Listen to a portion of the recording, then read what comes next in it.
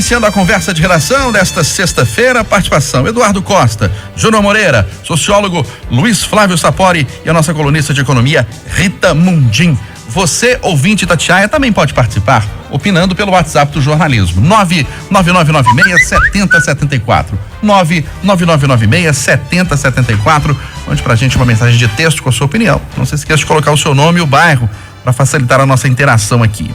Doses da vacina de Oxford chegam na tarde de hoje ao Brasil após um atraso.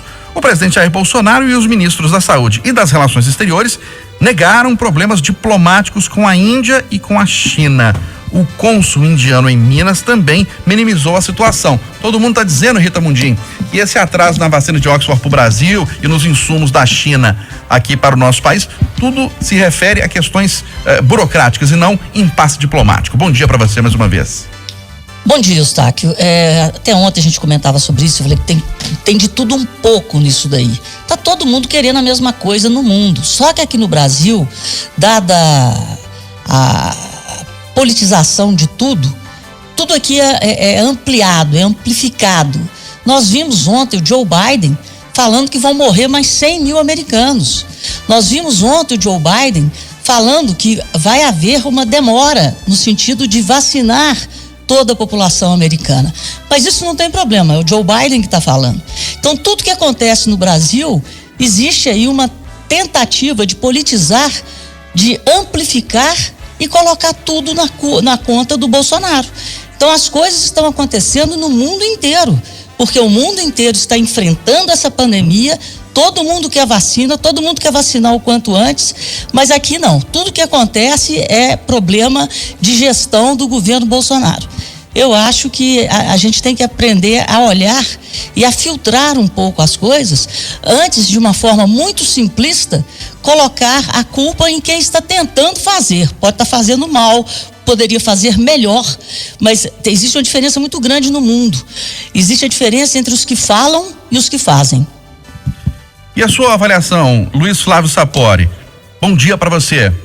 Daqui a pouquinho o Luiz Flávio Sapori. Ô, Júnior Moreira, as autoridades estão minimizando a situação, dizendo que são entraves burocráticos, questões técnicas, nada a ver com desentendimento entre Brasil e China ou Brasil e Índia. Bom dia mais uma vez. Bom dia para todo mundo. Olha, Eustáquio, nós vivemos no mundo da pós-verdade, né? Não importam mais os fatos, e sim a versão que as pessoas dão a esses fatos, né? A versão é muito mais importante do que o que realmente acontece. Se as pessoas preferem acreditar que não teve um problema diplomático e eles preferem dizer isso, né? E todos eles dizendo ao mesmo tempo, eu não posso fazer nada, eu preciso acreditar neles. Mas nós, jornalistas, fizemos e fazemos algumas apurações diárias, né?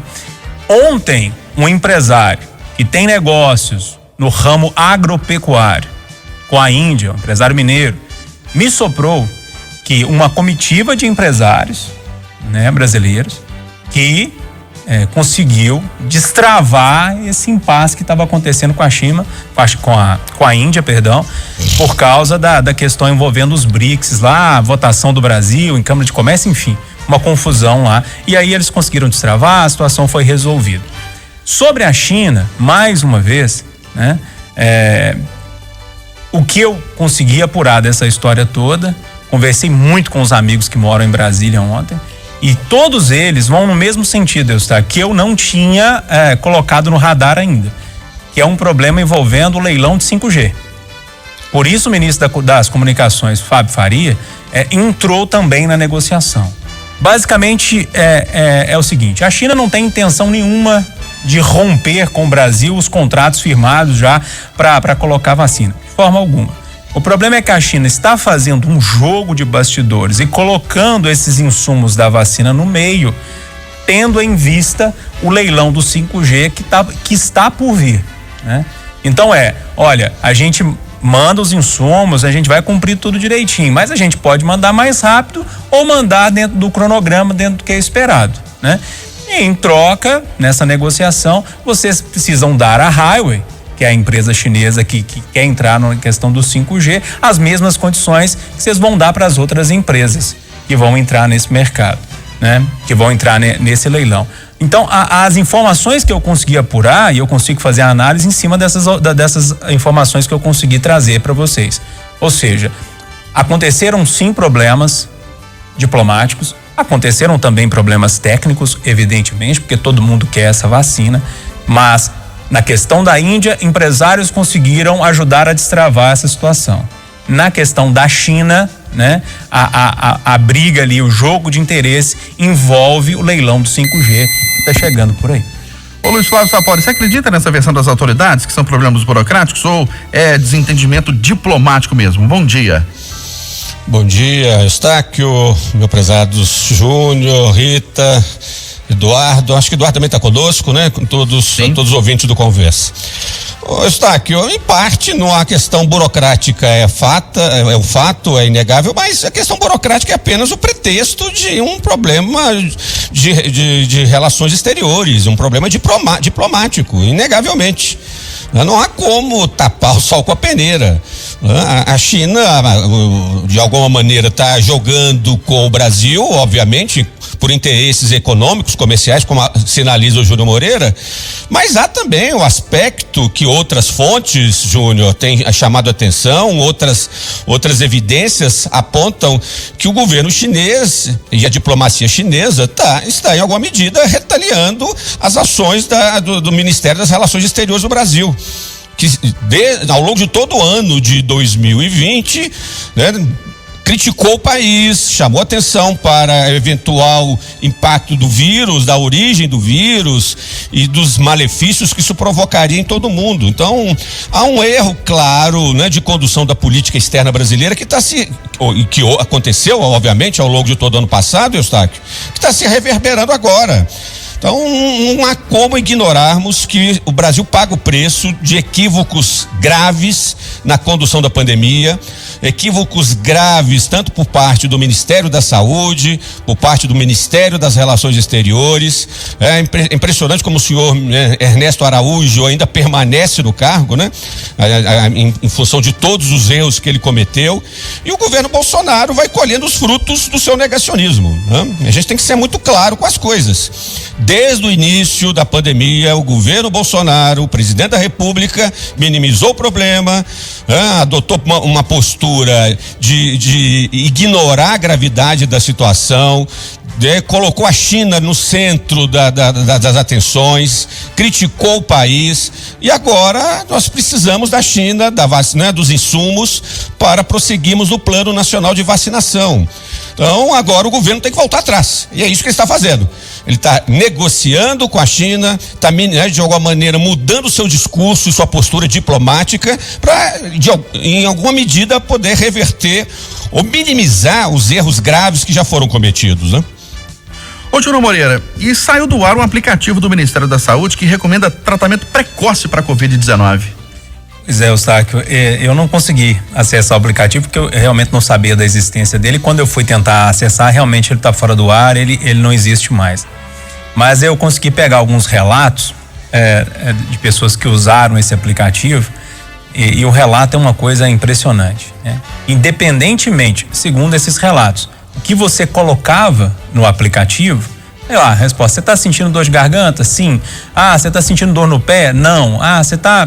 Enfim, a resposta que a pessoa dava no final, a indicação era: tome o kit Covid, né? Que tem falar de polêmica, cloroquina, entre outros medicamentos. A cloroquina que o governo mandou produzir aos montes no laboratório do Exército, agora está emperrado, né? Eu achei isso muito estranho, porque o aplicativo seria para, de uma certa forma, a inteligência artificial, que é importantíssima hoje em dia, talvez em alguns casos muito mais assertiva, né, do que o ser humano, mas era uma inteligência artificial, segundo os relatos, falha, né, que independentemente do sintoma que você tinha, o final era kit Covid sendo indicado. Então isso é muito sério. Que bom que está fora do ar, né? Que bom que está fora do ar.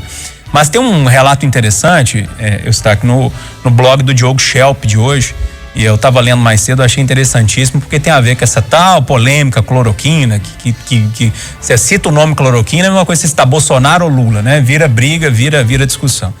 Ele fez um levantamento, a coluna dele, em 10 municípios com mais de 100 mil habitantes, que distribuíram oficialmente o kit com medicamentos pro chamado tratamento precoce, né? Que estão chamando, do ano passado. E aí o levantamento mostrou que 9 desses municípios que distribuíram oficialmente a cloroquina tiveram média mais alta, uma média maior de mortes, né? Então isso é muito sério, ou seja, as pessoas acreditando em um remédio que, segundo a ciência, pelo menos até aqui, os estudos estão aí, inclusive o médico que começou essa história, o médico francês, retirou, né? Falou, opa, não é muito bem assim, eram só estudos promissores, mas não deram certo e tal.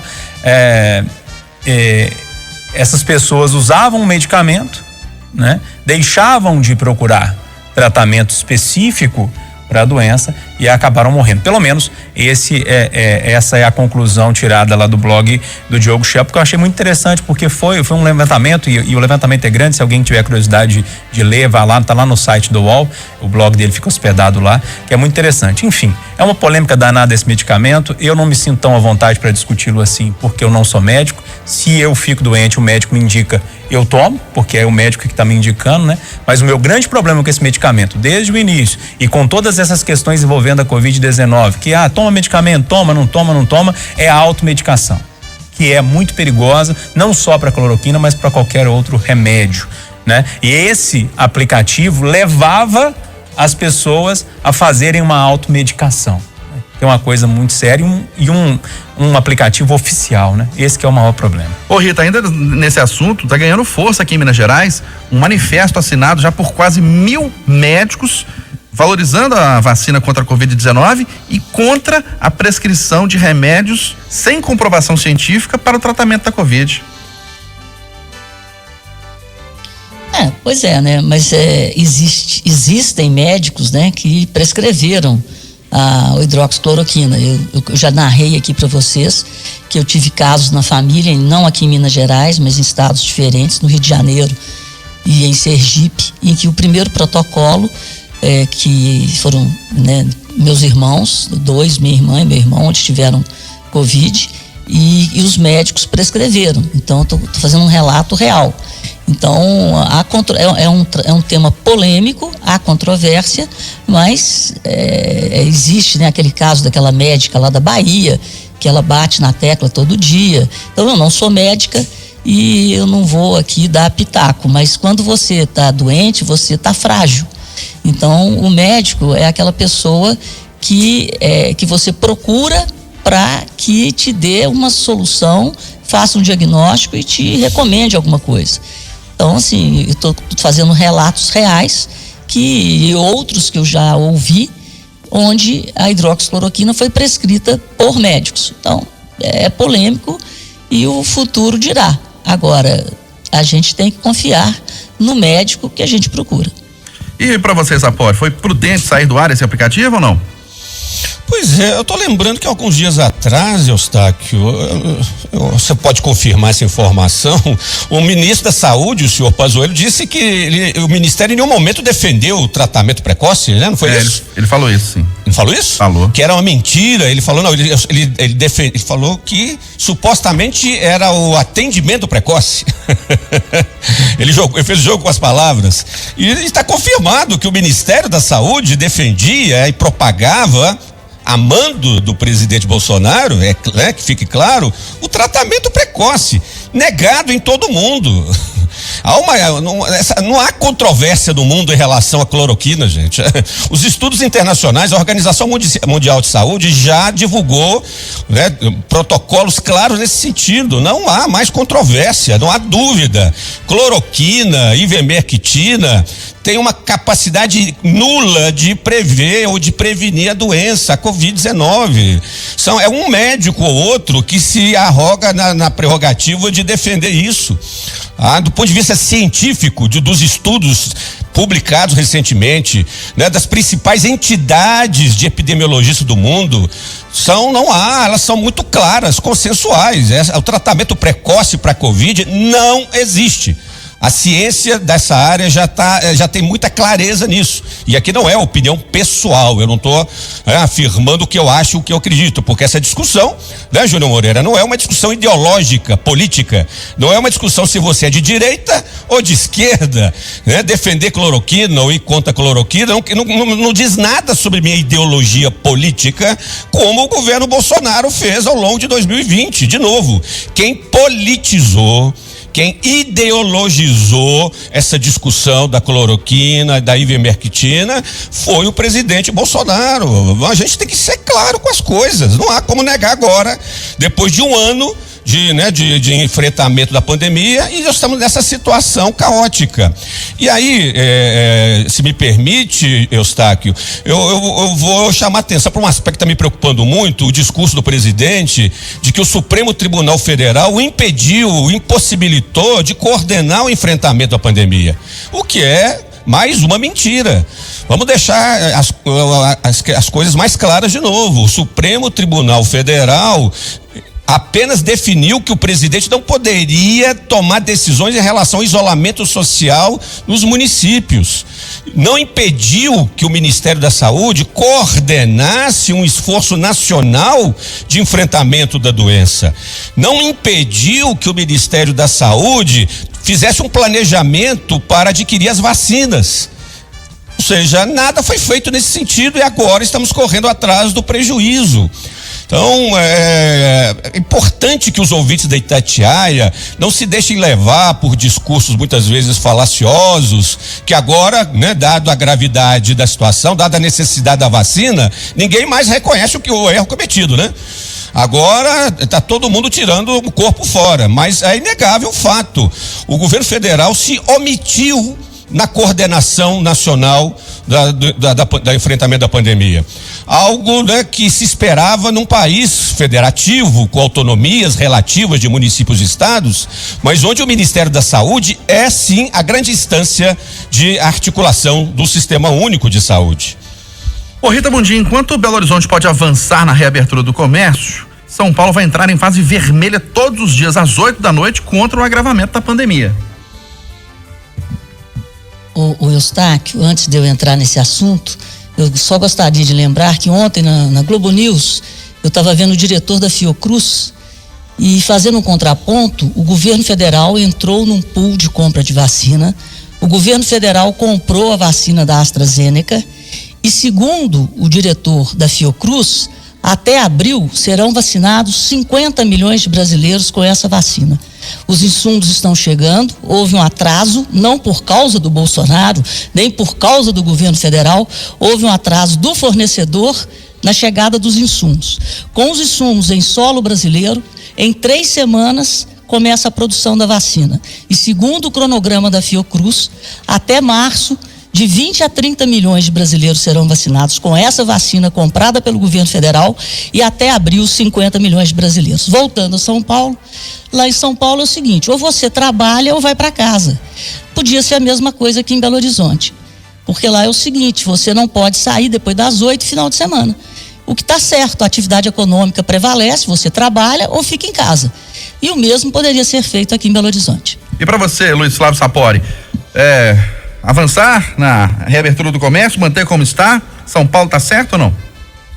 Bom, São Paulo tem adotado uma política muito consistente, muito racional, né, de isolamento social, de acordo com a cidade, de acordo com a situação dos números da pandemia. Então, São Paulo está tomando decisões de acordo com os seus números de internação, de lotação das UTIs, de transmissão do vírus. A situação nossa em Belo Horizonte me parece ainda problemática. Os números não são bons, né, Eustáquio? A situação de ocupação dos leitos de UTIs está acima de 80%. Eu confesso que eu não estou muito otimista com a reabertura do comércio na cidade a curto prazo. E fico inclusive, muito preocupado quando um secretário de Estado, eu acho que nem é o da Saúde, um outro secretário de Estado do governo Zema, já sinalizando uma flexibilização a que vai acontecer no estado de Minas Gerais nas próximas semanas, nos próximos meses. É muito contraditório um pouco a postura, né, do próprio governo Zema em relação a isso, mas eu gostaria muito que o comércio, né, tivesse voltando ao normal, todas as atividades, mas os números não estão muito promissores nesse sentido, Eustáquio. Ô, Júnior. Eustáquio, eu acho que eu precisaria de mais tempo para falar sobre esse assunto. Eu sei que o nosso tempo está acabando. Eu só queria fechar aqui com a preocupação que tá desde ontem que eu estou com essa preocupação na cabeça, que é com a questão da vacinação, no sentido de quem tomou vacina, quem não tomou a vacina. Com todos esses casos acontecendo de extravio de vacina e pessoas que não estão na área no setor de risco tomando essa vacina. Ou seja, eu acho que precisava de um esforço nacional, uma coordenação nacional, no intuito de um sistema de computador que as pessoas joguem nome e CPF das pessoas que já foram vacinadas, que não foram vacinadas. Eu estou sentindo falta disso e hoje eu quero correr atrás desse assunto para saber nos postos de saúde, com a prefeitura, como é que isso está sendo feito, sabe? Porque eu vi ontem que o consórcio de imprensa precisou entrar na jogada para ver quantas pessoas foram vacinadas ou não. É um assunto que eu quero trazer amanhã pra gente aqui.